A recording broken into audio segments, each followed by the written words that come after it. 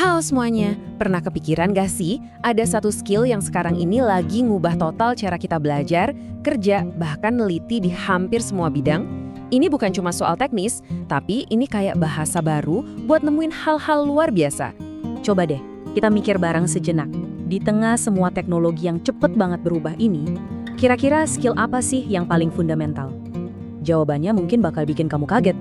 Jawabannya adalah pemrograman dan pemikiran komputasional. Dan ini bukan omong kosong loh.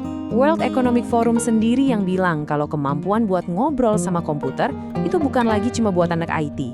Ini udah jadi keahlian dasar buat masa depan kita semua. Oke, ayo kita bedah lebih dalam lagi.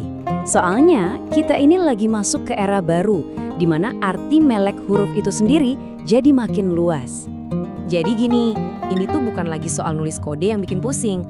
Anggap aja ini kayak kita melatih otak buat ngurai masalah yang tadinya kayak benang kusut, jadi langkah-langkah yang logis dan rapi. Nah, itulah inti dari pemikiran komputasional, sebuah skill yang kepake banget di bidang apapun, dari seni sampai sains. Ngomongin soal pemrograman, kan bahasanya banyak banget ya. Tapi ada satu nih yang namanya nongol terus di mana-mana, mau itu di kampus atau di dunia kerja. Dia adalah Python. Jadi apa sih yang bikin dia spesial banget? Kunci utamanya ternyata simple banget, kesederhanaan. Python itu sengaja dirancang biar kodenya gampang dibaca. Hampir kayak kita baca kalimat biasa aja. Filosofi inilah, kata para ahli, yang bener-bener ngilangin penghalang besar buat para pemula yang mau coba-coba. Nah, ini nih bedanya kelihatan jelas di satu sisi, ada Python yang kodenya itu bersih, lurus, logis, dan gampang banget diikuti alurnya. Di sisi lain, ada bahasa lain yang seringkali kelihatan lebih ruwet dengan segala simbol kurung kurawal dan titik koma. Perbedaan filosofi inilah yang bikin Python terasa intuitif banget buat pemula. Tapi jangan salah ya, walaupun sederhana, Python ini powerful banget. Kodenya jalan baris per baris, jadi kita bisa langsung lihat hasilnya dan gampang kalau mau cari error.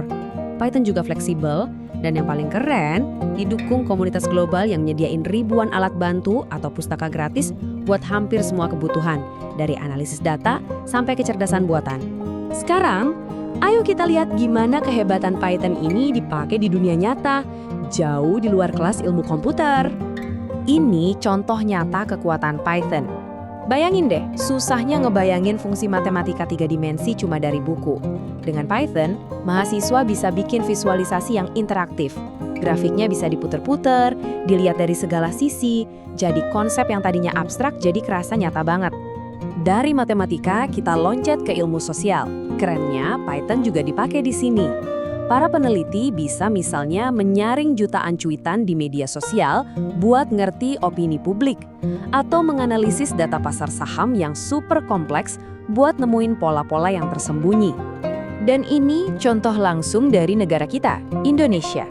Sebuah riset menunjukkan gimana Python dipakai buat ngolah data besar soal daya tampung program studi. Hasilnya, wawasan yang super berharga yang bisa bantu nentuin arah kebijakan pendidikan tinggi kita ke depannya. Keren kan? Oke, mungkin sekarang ada yang mikir, wah keren sih, tapi kayaknya ribet ya buat mulainya. Tenang, disinilah teknologi datang buat ngebantu kita. Kenalin, namanya Google Kolaboratory atau sering disingkat Colab. Ini bener-bener sebuah terobosan. Kamu nggak perlu install software macam-macam. Selama ada browser dan internet, kamu udah siap buat ngelakuin semua hal keren yang tadi kita bahas. Lihat deh betapa simpelnya. Cuma buka browser, buka Colab, mulai tulis kode, terus jalankan. Udah cuma 4 langkah ini. Seperti yang dilaporkan para peneliti, platform kayak gini bener-bener motong jalur teknis yang ribet, jadi siapa aja, di mana aja, bisa langsung mulai ngoding. Dan hasilnya gimana? Nih, lihat angka ini. 40%. Angka ini gede banget loh. Penelitian yang sama menemukan kalau mahasiswa yang pakai Python di Colab buat mengotomatisasi tugas-tugas hitungan mereka, bisa hemat waktu pengerjaan sampai 40%. Bayangin, waktu sebanyak itu bisa dipakai buat fokus ke analisis dan penemuan, bukan cuma ngitung manual. Colab ini lebih dari sekedar alat, dia juga mengubah suasana belajar. Karena basisnya di cloud, mahasiswa jadi gampang banget buat berbagi kode dan kerja bareng.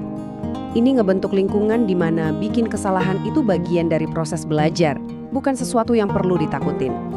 Jadi kalau kita tarik benang merah dari semua ini, artinya apa sih? Ini adalah sebuah pergeseran yang fundamental. Nah, ini dia poin terpentingnya. Kombinasi bahasa yang mudah kayak Python dan platform gratis kayak Colab itu mengubah kita semua. Kita bergeser dari yang tadinya cuma jadi konsumen pasif teknologi menjadi pencipta solusi yang aktif. Terus, dengan kekuatan baru ini kita bisa ngapain aja? Wah, banyak banget. Kamu bisa bikin tugas-tugas penelitian yang ngebosenin jadi otomatis. Kamu bisa analisis data skripsi kamu dengan cara yang belum pernah terpikirkan sebelumnya.